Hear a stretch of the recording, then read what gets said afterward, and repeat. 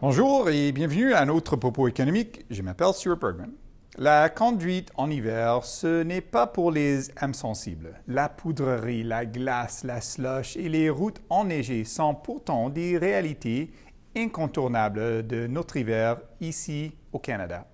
L'économie mondiale a commencé 2022 sur des chapeaux de roue après avoir gravi des pics, traversé des vallées et négocié des virages parfois avec peu de visibilité. Lorsque le monde a émergé de la pandémie mondiale, l'élan de la demande porté par les mesures de soutien public a été réprimé par les perturbations touchant les chaînes d'approvisionnement avec comme résultat une inflation inédite en 40 ans. Le risque de surchauffe a poussé les banques centrales à intervenir, notamment par des hausses fréquentes et notables des taux d'intérêt.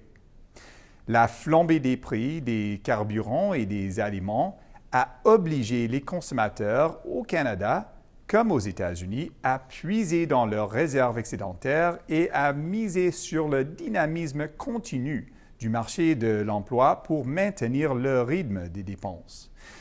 Dans son édition de l'hiver 2023 des perspectives économiques mondiales, les services économiques de DC prévoient pour 2022 une croissance des économies canadiennes et américaines de 1,8 et 3,4 respectivement.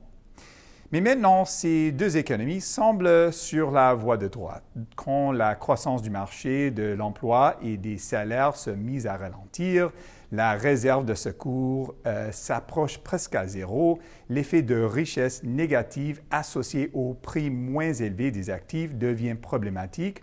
Ce n'est qu'une question de temps avant de sentir l'impact des prix et des taux d'intérêt. Nous anticipons un recul de la croissance de l'économie canadienne qui s'établira à tout juste 0,2 en 2023 sous l'effet du repli du cours des produits de base, du ralentissement de l'activité du marché de l'habitation et de l'endettement élevé des consommateurs. L'économie américaine ne fera pas beaucoup mieux avec une croissance de seulement 0,4 Après une année marquée par plusieurs hausses spectaculaires des taux d'intérêt au Canada et aux États-Unis, les banques centrales devraient modérer la cadence en début d'année et éviter de nouvelles hausses pendant la majeure partie de 2023.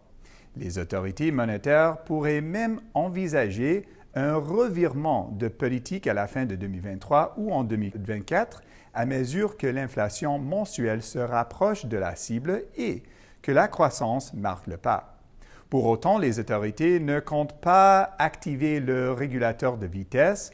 Elles surveilleront le tableau de bord et resteront à l'afflux de l'impact de nouvelles hausses des salaires et d'un regain des tensions sur les prix. Les perspectives pour l'Amérique du Nord pourraient avoir atteint un point culminant. Quant à l'Europe, elle semble, pour ainsi dire, s'être rangée sur le côté de la route. En riposte à la guerre menée par la Russie en Ukraine, les économies européennes ont interdit le gaz russe acheminé par pipeline et imposé des sanctions ciblant le pétrole brut transporté par navire, les denrées agricoles et les engrais provenant de Russie.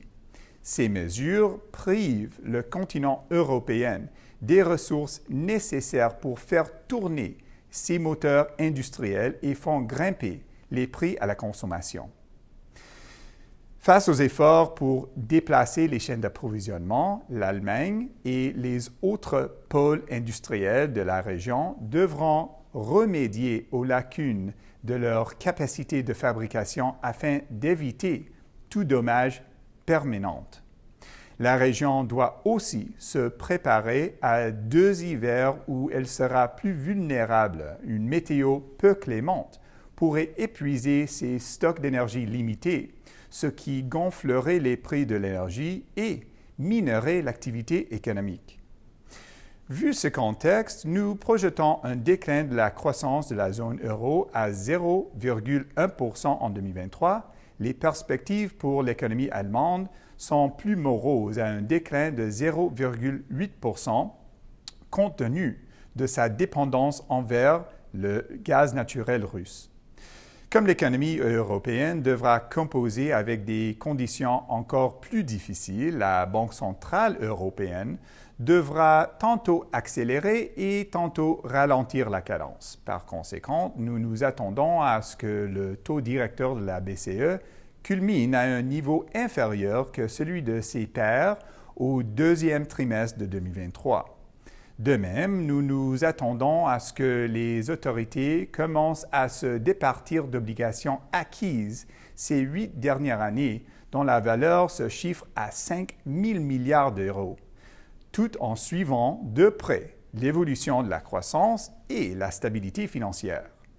Le gouvernement chinois tentera de donner un coup de fouet à son économie, ce qui aidera la croissance à dépasser le seuil de 5% en 2023, le tout à un rythme modéré.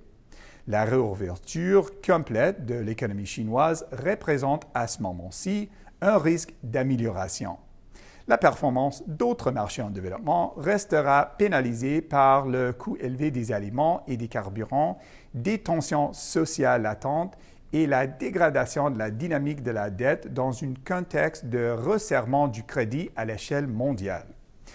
Conclusion, le trajet s'annonce difficile pour l'économie mondiale, même si une récession mondiale et une forte contraction de l'activité économique ne font pas partie de notre scénario de référence.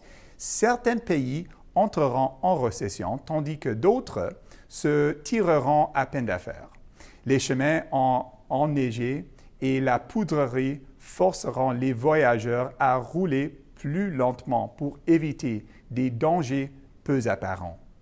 D'après nous, la croissance de l'économie mondiale serait d'à peine 2,3% en 2023, le taux le plus faible depuis la crise financière mondiale, l'année 2020, faisant figure d'exception.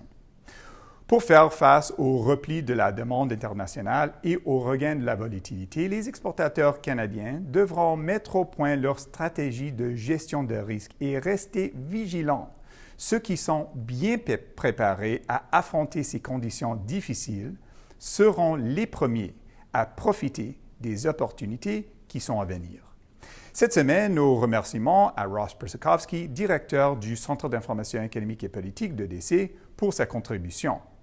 Les services économiques d'EDC vous invitent à leur faire part de vos commentaires. Si vous avez des idées de sujets à nous proposer, s'il vous plaît, n'hésitez pas à nous les communiquer et nous ferons de notre mieux pour les traiter dans une édition future du Propos. Merci et à la prochaine.